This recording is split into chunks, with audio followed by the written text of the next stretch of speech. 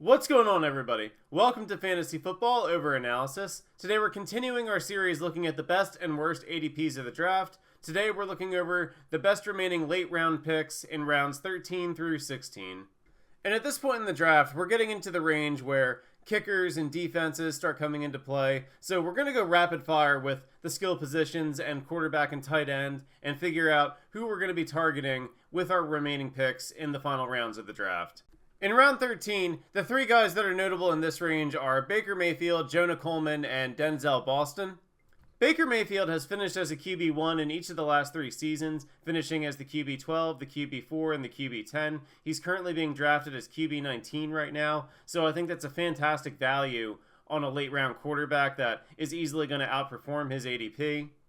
And it just goes to show you again how deep the quarterback position really is for fantasy football. So again, in these one quarterback formats, I just don't see the need to be taking a top 5 price tag at the quarterback position in rounds 4, 5, 6, when you can get these guys in the double-digit rounds that are easily going to outperform their late-round quarterback ranking and still finish near the top of the quarterback ranks.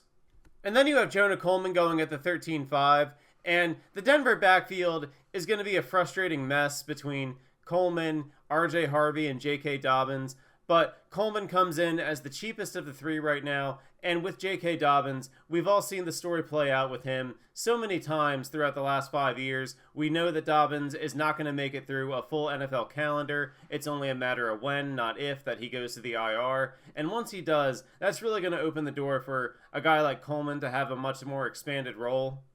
So in the middle of round 13, if you want to take a shot on a rookie running back that has a path to an expanded role later in the season, then Jonah Coleman's a perfectly fine flyer to be in on. And then at the 13-8, you have Denzel Boston of the Cleveland Browns. Boston, the Browns' second-round pick, has had a fantastic training camp so far. He's gotten all kinds of praise from Todd Monken, the head coach. He's just recently moved up to the first team. The issue with Boston, of course, is going to be the quarterback situation. We know the long-term answer isn't on the Cleveland roster, and it's just going to be a revolving door of Shedeur Sanders, Deshaun Watson, and possibly even guys like Dylan Gabriel or Taylor Green get into the mix at some point.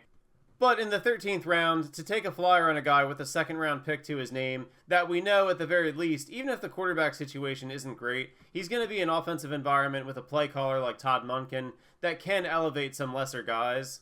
And as we saw with Jacoby Brissett in Arizona last year, if you just get a quarterback that can competently throw an accurate pass to a talented player, then that alone sometimes can be a recipe for fantasy football success. So again, if Todd Monken can elevate just one of these sorry quarterbacks, whether it's Shedeur, whether it's Deshaun Watson, and just get them to, at minimum, be able to throw an accurate pass to some of these talented weapons, then you're going to have a shot for a guy like Denzel Boston to really outperform this round 13 ADP.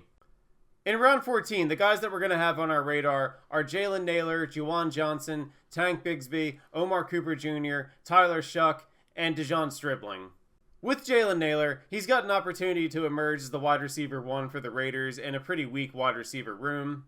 Clint Kubiak has designed some pretty good offenses in his NFL career, and he did have a hand in bringing Nailor to the Raiders in free agency. A round 14 pick for a guy that could potentially be a team's number 1 receiver that's tied to a pretty good play caller is not a bad bet to make at all in fantasy football. And again, in this range of the draft, you don't need Nailor to do anything crazy like finish as a wide receiver 1 or a wide receiver 2. If he just outperforms this ADP enough to where he's finishing as even a wide receiver 3, then that's already a great return on the pick that you're putting into him at this stage. At the 14:02, Juwan Johnson was not a guy that was initially on my radar, but the news with Jordan Tyson going down with a hamstring injury for at least the next 2 months makes Juwan Johnson a much more appealing option in this range. Johnson last year, keep in mind, was the tight end 8 in fantasy and did get over 100 targets a year ago, and now he also doesn't have any more Taysom Hill nonsense to deal with now that he is no longer on the roster. So Johnson, with the news that Jordan Tyson has gone down, is now on my radar as a late round tight end option. With Tank Bigsby at the 14:04, you're talking about a guy right now that is purely a handcuff, but if Saquon Barkley were to ever go down, he's a very high upside handcuff that would be ranked among the top 24 running backs at minimum if Barkley were to ever go down for an extended period of time. Bigsby also has looked really good in training camp, and there's at least some hope there that the Eagles are going to give him a standalone role on his own that could make him appealing in a deeper format. With Omar Cooper, you're chasing a guy with a first-round pick attached to his name at the wide receiver position, and those typically are pretty good bets to make in fantasy. This one just happens to have a much lower cost than some of the other guys. What makes Cooper so cheap is the situation with the Jets. It's routinely a bad situation year after year, much like Denzel Boston on the Browns in round 13. So it's really hard to expect Cooper to make an impact in fantasy football year one. But again, making a bet on a first-round pick at the wide receiver position in round 14 is far from the worst thing that you could do in the draft at this stage. And then Tyler Shough in round 14. Still not a bad option as a late-round quarterback. I like him a little less now that we got the news of Jordan Tyson being out for 2 months, but he's still going to be in a good offensive environment tied to a good play caller in Kellen Moore. In round 14, I don't think Shough is a bad bet at all as your QB2. And at 1409, we have Stribling of the 49ers, and Stribling has just been tearing up training camp. He's gotten all kinds of rave reviews, and certainly the opportunity for him to have an expanded role is there purely because Ricky Pearsall went down for the season. And then when you look at the rest of the 49ers wide receiver situation, I don't trust Mike Evans to stay healthy at this point in his career. He's already had a couple of issues in training camp, and last season he was just constantly off the field with one problem or another for Tampa Bay. And even Deebo Samuel, he's going to have a role, but I don't think the 49ers are going to want to overwork him. And George Kittle as well, coming off of a torn Achilles, how much can he really be involved in this offense until he's 100%? So Stribling, I feel like, can't help but have a large role right out of the gate. And round 14 right now is the price tag, but this is something that is just going to continue to climb over the next couple of weeks, and I wouldn't be surprised if he's going within the top 10 rounds before too long. In round 15, Malik Willis is a very nice upside swing at the quarterback position. Willis at this stage of the draft is basically free, and if nothing else, you know his floor is going to be there with his rushing ability, and if the Dolphins have any kind of success through the air, that's just a bonus at this point. And we forget that if Jalen Waddle hadn't been traded away from Miami, Malik Willis probably would have been going within the top 10 rounds of the draft purely because of the rushing upside alone. And while I understand being concerned about the wide receiver situation in Miami, I think people have become far too low on Willis. He still has a good amount of upside, especially in this late round 15 range of the draft.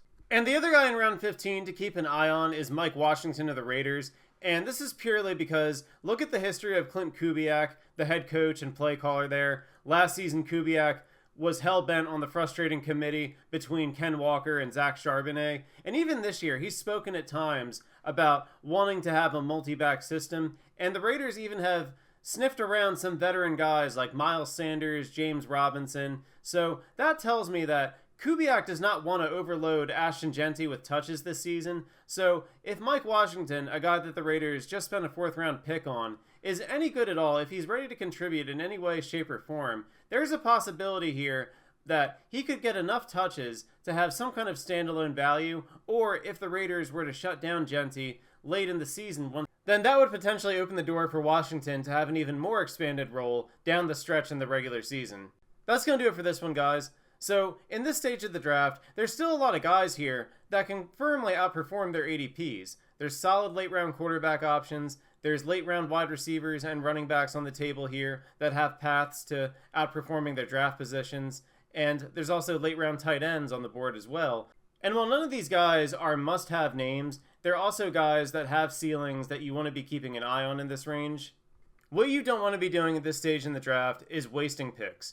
And that's exactly what most of your league mates are going to be doing. This stage, your league mates are going to be taking kicker or defense way early than they have any business going. Meanwhile, you want to be the one that's searching out more upside, searching out guys with paths to outperforming their ADP that'll become more valuable as the season goes along.